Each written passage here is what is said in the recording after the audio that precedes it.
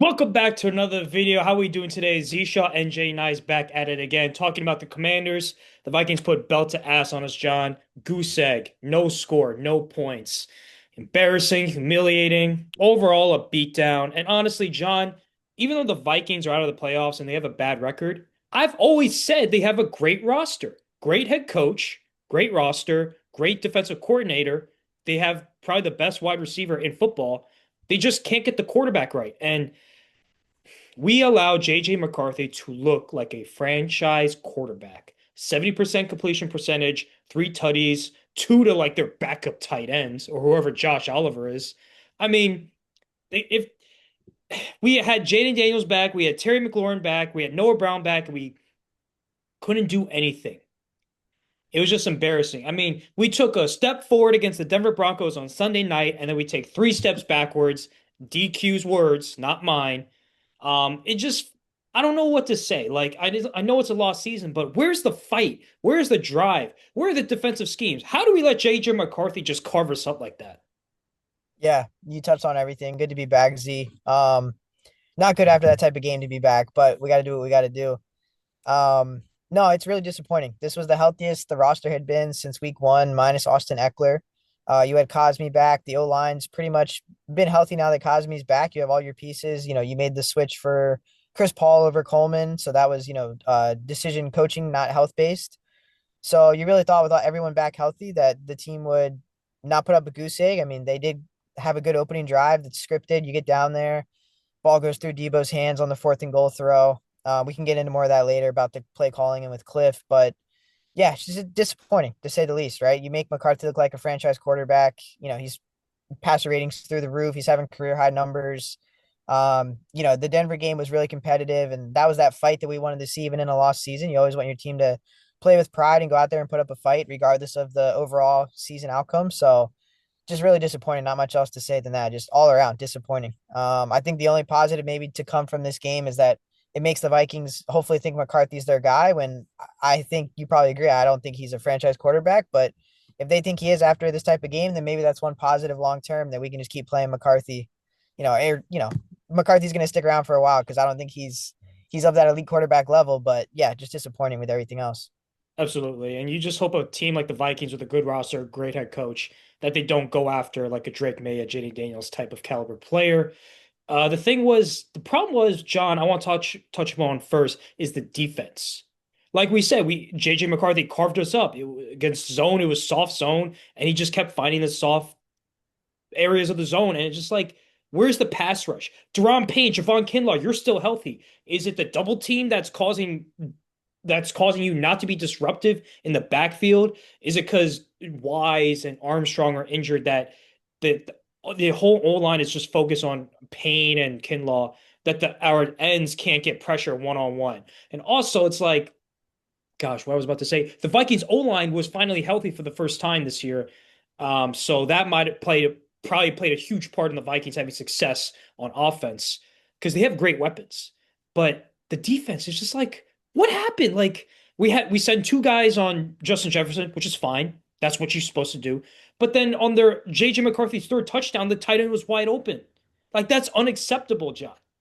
Yeah, well, now that you say that, one positive would be that we took away their best player, right? I don't think our defenses have done that in the past. We'll let Smith and Jigba carve us up, or we'll let the guy that you know is the superstar carve you up and beat you. So maybe one slight positive to take away is that, we took away their best player, or maybe McCarthy just wasn't looking that way, or it wasn't schemed to throw to his side.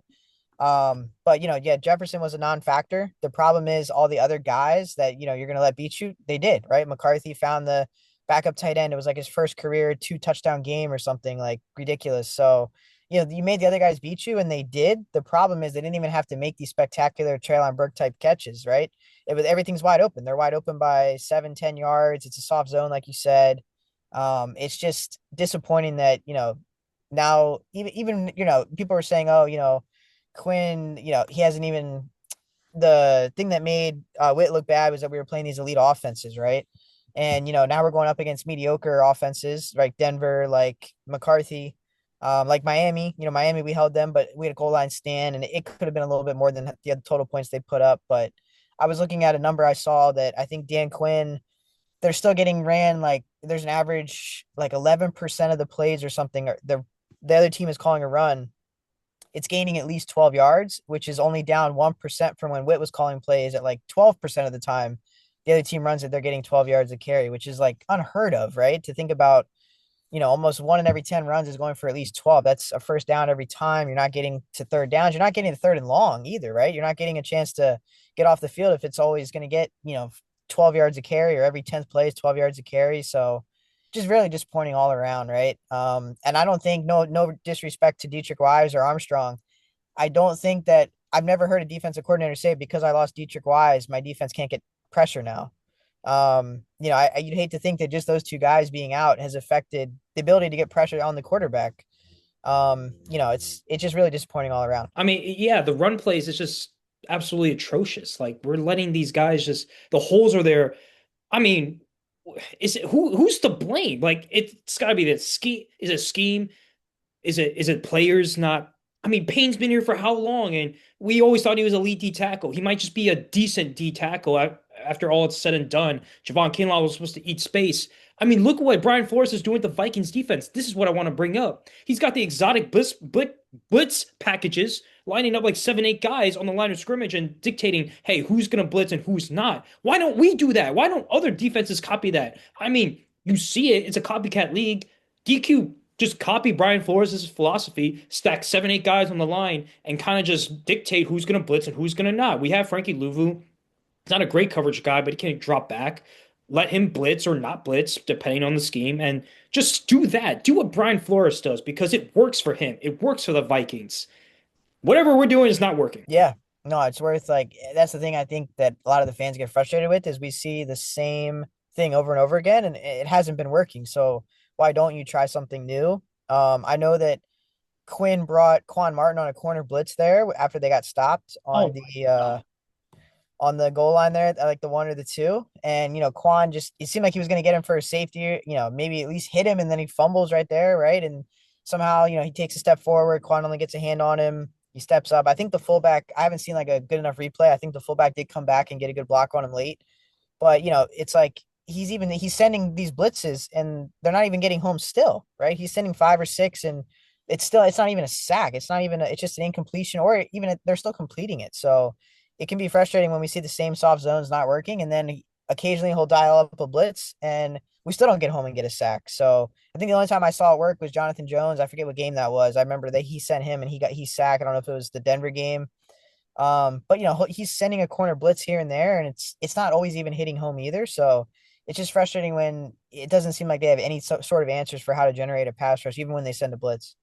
Yeah, and also Quan Martin, he missed that tackle, but I also think the fullback got back in time.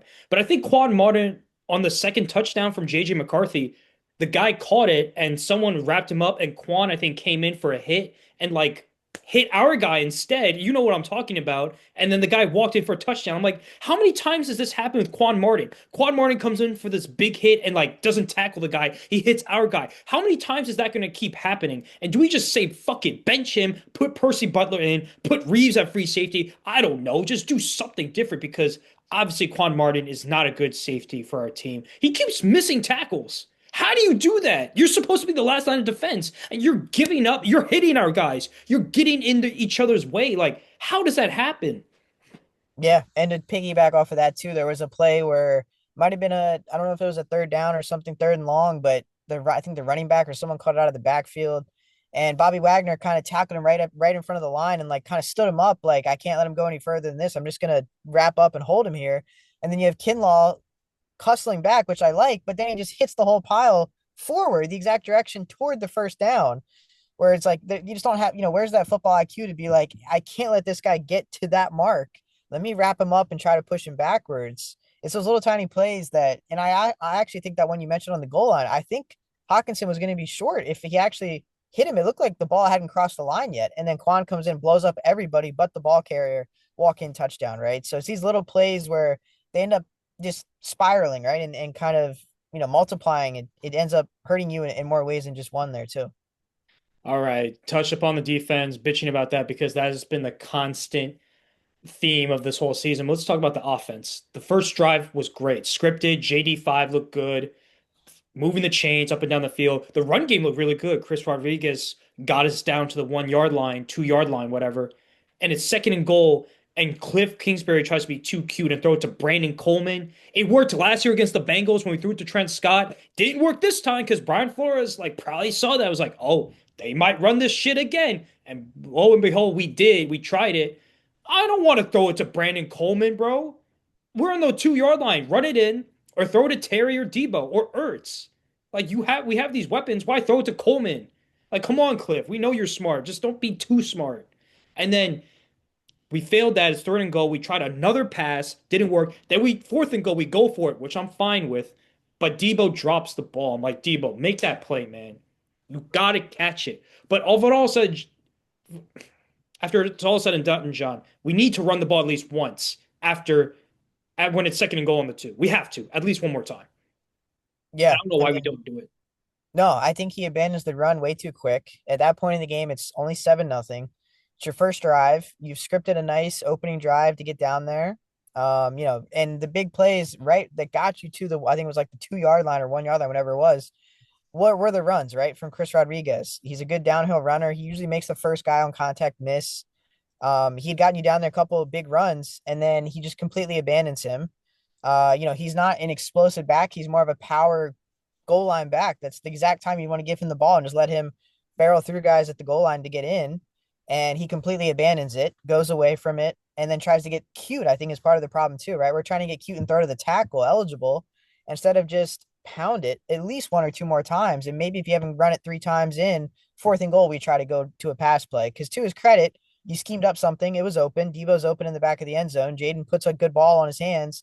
He drops it. So I don't mind going for it either, like you said. I just don't agree with the play calling. 3 passes in a row, especially when you try to get cute and it's a pass play to Coleman. As you said, when you have Ertz, you have Debo, you have all these.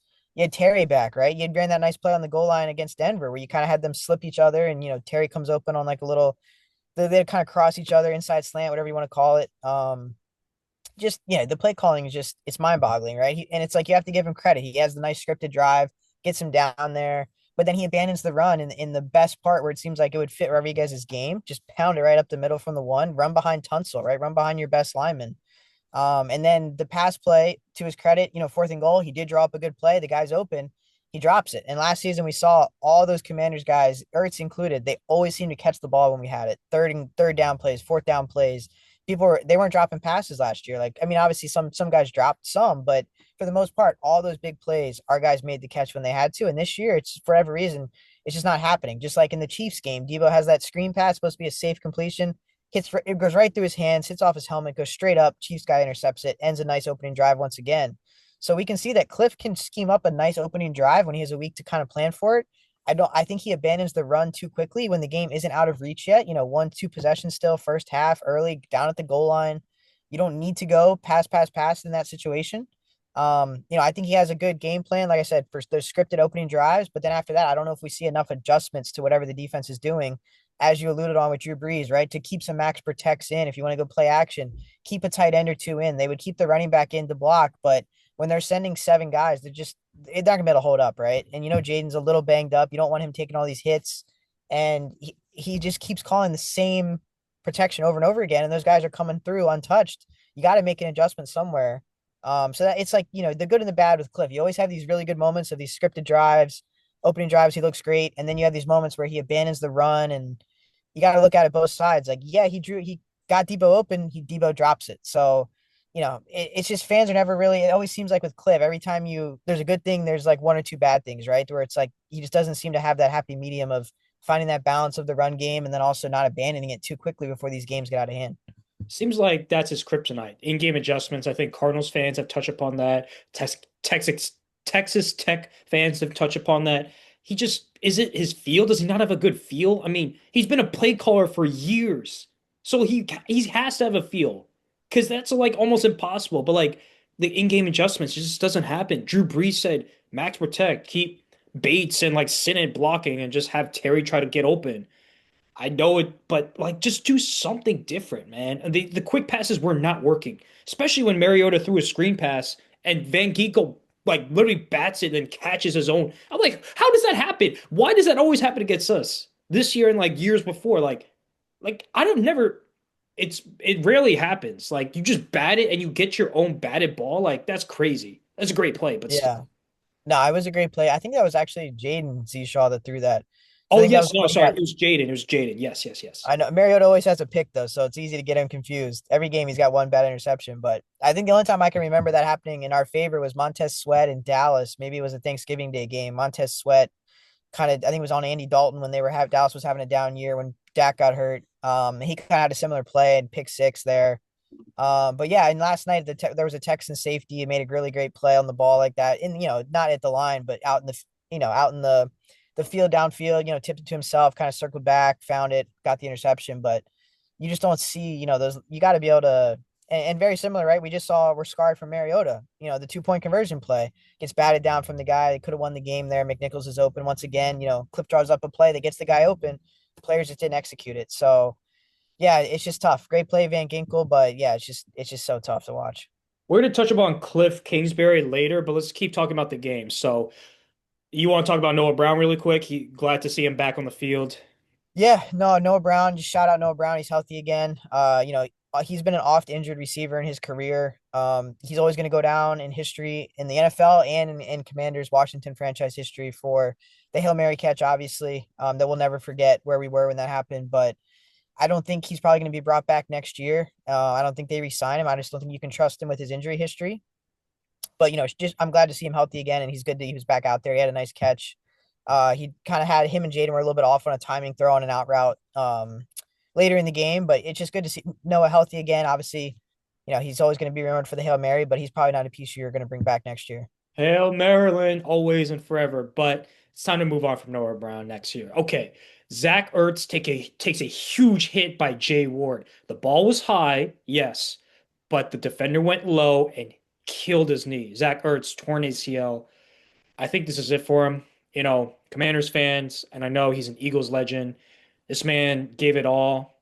Absolute baller, borderline Hall of Famer, but definitely a guy who team captain, leader, professional, elite athlete, elite tight end back in his prime. It's sad to see him go out like this. He was really sad, and I'm almost tearing up talking about it because, man, I have so much respect for Zach Ertz because despite having a bad year, despite having Super Bowl aspirations, this man came out to play every single game, every single down. So it's just sad to see him go out like that. If this is it, I don't know if this will be it. I think people around him are going to say just retire, but because of his pride, his competitiveness, he might not want to go out that way. But if this is it, it's been one hell of a ride. Yeah, for sure. Great leader. Always gave it his all. You could tell he was well respected. Yeah, even seeing Mariota coming over, Mariota was choked up, saying a prayer for him on the cart there. The way he was crying, you probably think he probably knows it could be a career ender. The NFL teaches guys to not go high, right? They're trying to eliminate that head and neck area hits to the defenseless guy. But yeah, just really unfortunate. He went right at his knee. Just really tough to watch, really tough to see. Just emotional all around for sure. I will say the Vikings have a good team. They've always had a loyal fan base. Seeing everyone do that skull thing around the stadium was like crazy to see. I mean, the Denver Broncos swarmed our stadium, made it an away game, so that was disappointing to see. But the Vikings always show out, and I was going through the Vikings Reddit, and they all agreed that the hit was dirty. Jay Ward should be penalized. I don't know if it's gonna be a fine, suspension, or whatever. I don't think it was malicious. I don't think it was like Bounty Gate, like Sean Payton, but I do think it was dirty and he shouldn't have done that. You got to hit the thigh, right? You got to hit the thigh. You can't go for the knee. The thigh, the chest, the stomach, the abdominal area, those are fair game, but the knee is like, ugh, you don't want to do that. I think Jay Ward should be suspended 1 game, should be fined, but I don't think it was malicious. So shout out to the Vikings fans. They even admitted that it was dirty, that it was unprofessional, that he shouldn't have done that. So shout out to them, man. They're a class act. For sure. All right, all right. Von Miller. Von Miller went out last week and said he wants to be back for the Commanders next year, which is surprising, John. This man, we all expect someone like Von Miller to ring chase. No one's gonna be mad about that. But he says he wants to come back to the Commanders next year. He thinks, I mean, the Brotherhood must be that strong for him to consider coming back. it's not the money. He has the money, right? So it's got to be the brotherhood. He's got to believe that this team healthy can really make a Super Bowl push despite what we've seen. So what's your take on Von Miller wanting to come back to the Commanders next year, John? I think it's just what you just touched on, right? I think the culture, the brotherhood. I think guys see the talent that Jaden has, and in the league, if you don't have a franchise quarterback, I don't. I think you're limited in terms of what you can achieve. So I think that's a endorsement that someone who's been around the league and played with these great quarterbacks, right? Josh Allen, Herbert, Peyton Manning, right? If he sees the leader in Jaden and believes that he wants to be back after 1 year in a lost year, right? He wasn't part of the success we had last year. So I think that's a good sign that something in that locker room, they built that culture, they've built that brotherhood, regardless of a lost season. There's a lot of factors that went into that. We don't have to get into it, but for Von to kind of already buy into that 1 year in, and he's been in a lot of different locker rooms, I think it speaks highly to the leader and the quarterback that we have in our franchise, and the brotherhood in the locker room too. That these guys seem like if he wants to come back, he could have easily just been like, let me just leave and try to go chase a ring somewhere else next year. But for him to want to vocalize and come out and say he wants to be back, I think that's a good endorsement for what's in that locker room, regardless of what the record says they are, and the fact that he believes that Jaden is a franchise quarterback, which a lot of people maybe have started to question, or with this sophomore slump, people would say type of year. But I think the injuries have played a big part in that. I think when you don't get the reps in the offseason and practice with your top guys, the NFL is so much about timing. And I think a lot of different factors going into that. But for Von to come out and vocally say that when he's played with so many other good quarterbacks, I'm sure Buffalo would take him back on a 1 year deal or something. He could go back and try to chase a ring somewhere else, or the Chiefs. Or there's so many other teams that would take a chance on him, right? Where they've had more proven success deep in the season than we have. So I think it's a great sign, and I would definitely bring him back too. Absolutely. And I think like if Von Miller stays, that kind of shows other free agents, hey, like the Commanders are really building something special. And to touch upon what you said about Jaden Daniels, you doom and gloomers, you Commanders, for anyone else outside of the DMV area not rooting for the Commanders, I can see why people are speculative. Oh, he's a sophomore slump. Oh, he's injury prone. But for you Commanders fans, if you are doubting Jaden Daniels, who brought us to the NFC Championship game, best season in 30 years, you need a reality check because there's no one else out there who could have probably did what Jaden Daniels did. Maybe Josh Allen. Actually, probably Josh Allen. Maybe Joe Burrow, maybe Lamar, maybe Mahomes. Other than that, no one else is going to do what Jaden Daniels did. Matthew Stafford, a Hall of Fame quarterback, didn't win a playoff game for 12 years. He was in Detroit. 12 years. And people say he's still top five. Jaden Daniels is amazing and he's going to get healthy. He's going to come back with a vengeance. I promise you that. You guys need to just chill out, bro. Seriously, chill the fuck out because Jaden Daniels is him.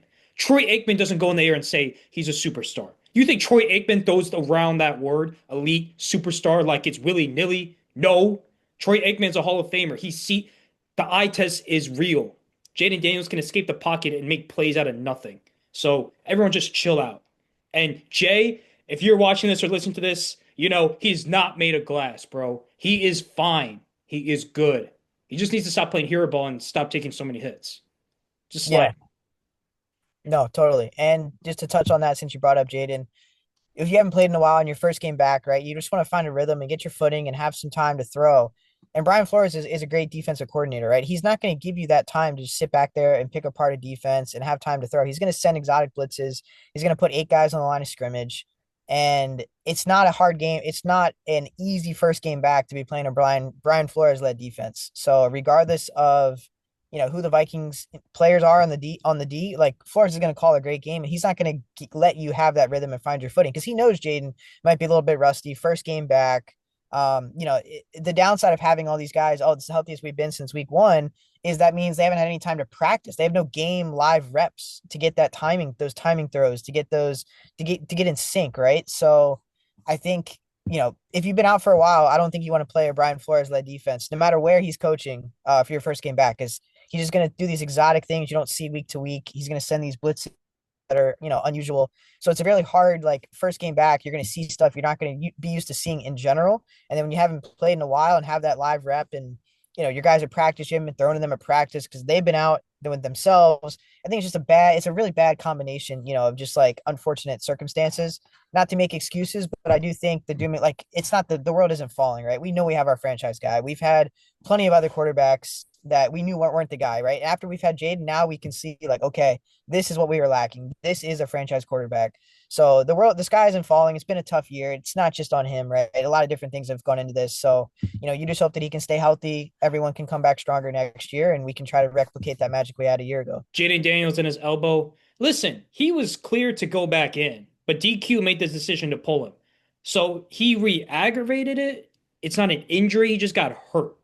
So everyone just saying first of all, he got blasted by Isaiah Rodgers. And we talked about last year where Jared Goff got blasted by Frankie Louvu trying to tackle Quan Martin on the pick six. And everyone's bitching and complaining that Frankie Louvu, that was a dirty hit. Well, Isaiah Rodgers blasted Jaden Daniels, and no one's talking about that, bro. Yeah, no, I think it's just funny that in a big game when everyone's watching, it's like, oh my God, you can't. And then I swear they had some analyst on or something that was like, oh yeah, the quarterbacks are like protected, on these interception returns. Um, but you just can't say it one way and then not say it when the same thing happens, another way, right? We just want that consistency. We've touched on it in the past with the officiating, when replay assist jumps in, all that crap with the officiating, right? So I think, we just want it consistently called. Is it a flag? Is it not? But I just think it's funny that, one when someone on our team does it, or Luva does it, it's everywhere. Oh my God, yeah, you can't do that. And then Jaden gets lit up by the corner. Similar, we're trying to make a play and stop the guy. You just threw the pick. You don't want him to score. And then it's like I haven't heard crickets about it. So it's just I just want something to be called consistently, talked about consistently. If it's the rule, if it's not, the fact that we're even unclear on this just kind of shows no one really knows anymore. Some of these nuances, what's a catch in this game, what's interference, what's not, game to game. So kind of opens up a bigger discussion. But good point that we've seen one of our guys light up Goff and everyone was complaining it's a dirty hit, he's a dirty player, but I haven't seen one person come out and then say anything about, Jaden getting pushed like that. So just interesting that you pointed that out too. Yeah, absolutely. And also, if Jason McIntyre, he's on Colin Cowherd's show. He's like the sidekick for that. He said like, "Oh, why is Jaden Daniels playing when he's hurt? You should just rest him and sit him down for the season." No, bro. He's a competitor. He's elite. He wants to play. He needs these live game reps, bro. You think this shit's gonna get easier next year? No, it's gonna get harder. He needs to be out there with his guys and fucking play. Let's get some momentum. Let's get some hope. Let's get Jaden Daniels some rhythm, some more confidence, man. He hasn't really listen. He hasn't played up to the standard we thought he could, especially last year. So get him in the game. You think Jaden's sitting there like, damn, I'm 80% healthy. Maybe I should just sit this one out. No. You're 80%. You're ready. Go out there and play, man. He had the Yeah. elbow brace. He had the shooting sleeve on. Look, it was a bad hit. He landed wrong. Like, let's just chill out. Play. Play is all I say. If he's healthy next week against New York, get him in the game. Let him start. Yeah, no, it's a great point. If I think, and what message would that send for him as a young quarterback if he's looking at Bobby Wagner, who's out there, he's banged up from week one, right? He's only getting older in the league. He's out there battling through injuries. He was questionable on the injury report, practice report last week. He's out there playing through injuries, right? Everyone at this point in the season is nicked up. No one's 100% healthy. Everyone's playing through.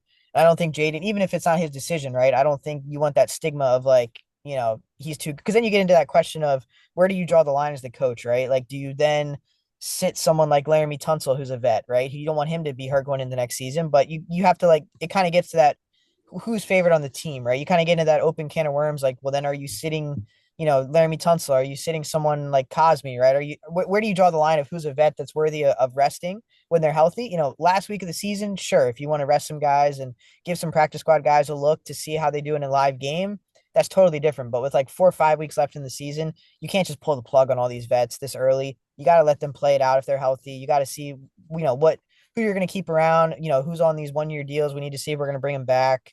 Last week of the season, totally different. A lot of guys rest, playoff. If you're in the playoffs, you'll see guys rest last week of the season. I think Jacoby Brissett might have been the one that, Rivera wanted him to start last week. And he was like, no, like, let Sam Howell, or I know we've had a controversy before like that last week of the season. So, if guys are healthy, last week of the season is the only time you consider pulling that plug to give younger guys a game. But other than that, you got to have him play. He needs the reps. It's not Matthew Stafford, right? He hasn't been in the league, 15 years, and he's the guy. He's been taking you to a Super Bowl. That's different too, right? He had 1 year of magic. I'm not saying he can't replicate it. We just need to see him get some more reps while he can, if he's healthy, and go into next year feeling even better. That he can stay healthy these last 4 weeks. He can play well, replicate some of that magic. I don't think you're going to see the same magic we saw last year. Because, like I said, I think no one dropped passes. Nobody, everyone made those catches. Everyone made those plays. I think what goes against Jaden a little bit this year, I heard people talking about the completion percentage. We've seen a lot more drops this year that we did not see last year, right? These throws are hitting guys in the hands and they're dropping them. Debo yesterday. There's been some earlier in the season when he was healthy in the Green Bay game as well. So, we're just seeing these guys drop passes where that's going to hurt a quarterback's numbers. And if you're not watching the game in and game out every play like we are suffering through, you're not going to see that, right? You're going to be, oh my God, his completion percentage is down to 60%. It was 69 last year. Well, yeah, guys are dropping, 4 or 5 passes a game that last year they caught. And you can't even say, oh, well, then he's not putting on the money. They're going right through the guy's hands right here, right? He's putting it right into the triangle there, and guys are dropping them. So that's going to hurt your numbers a little bit too. So there's a lot of other factors going into this. Obviously, Jaden's our guy.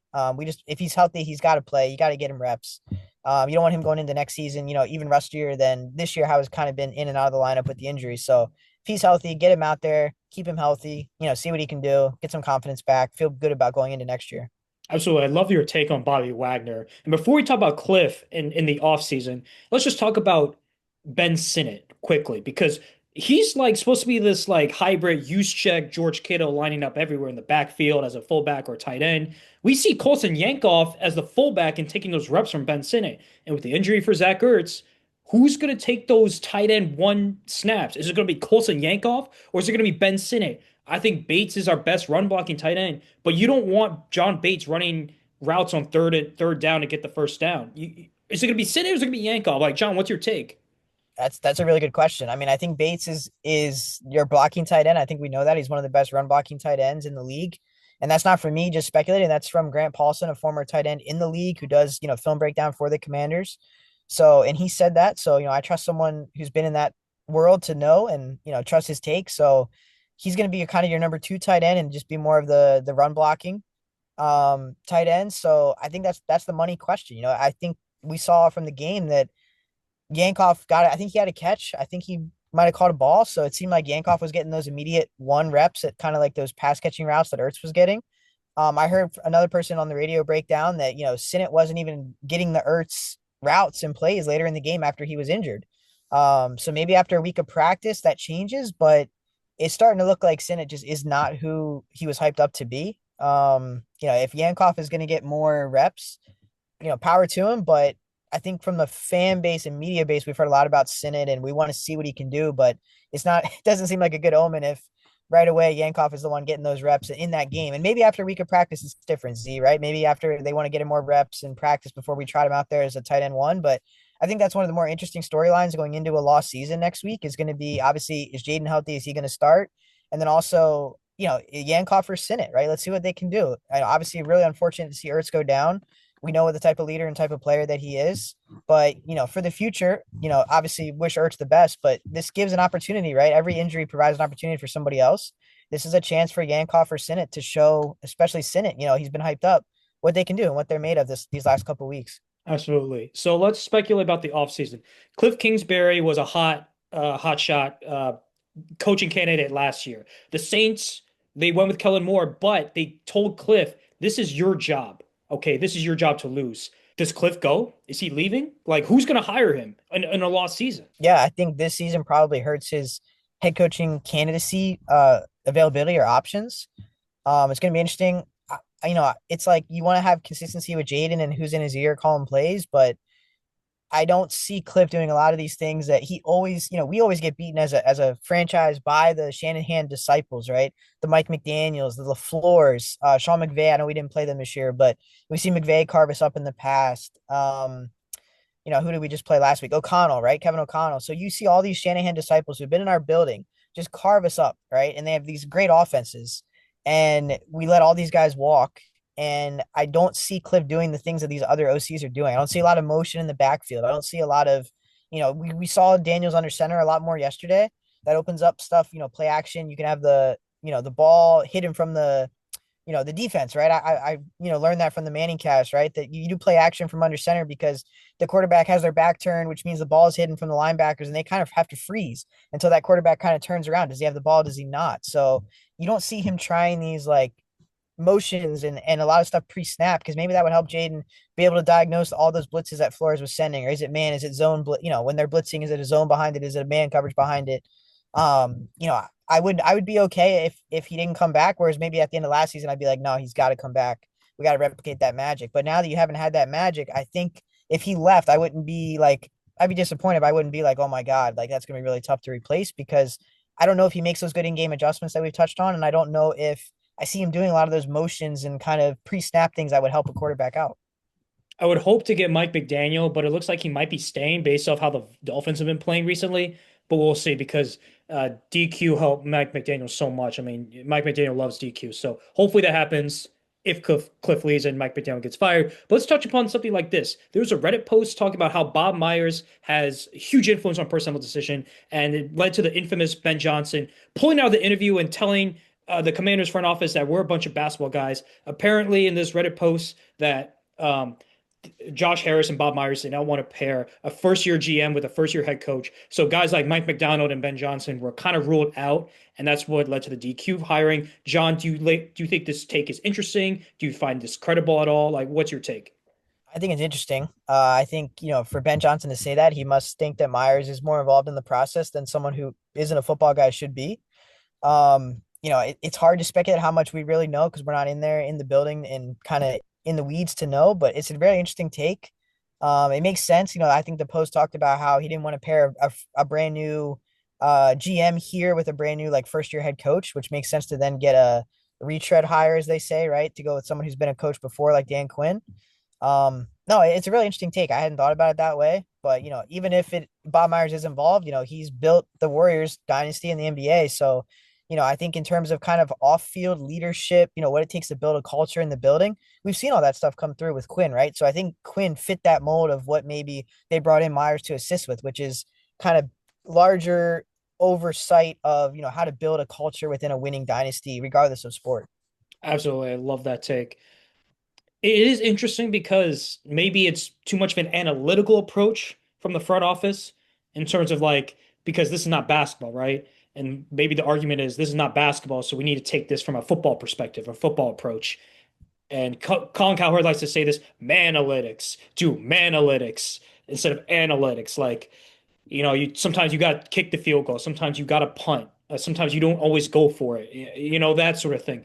But it is interesting. I have big trust in someone like Bob Myers, Magic Johnson, because they are winners at the end of the day. They built that culture, they built that organization.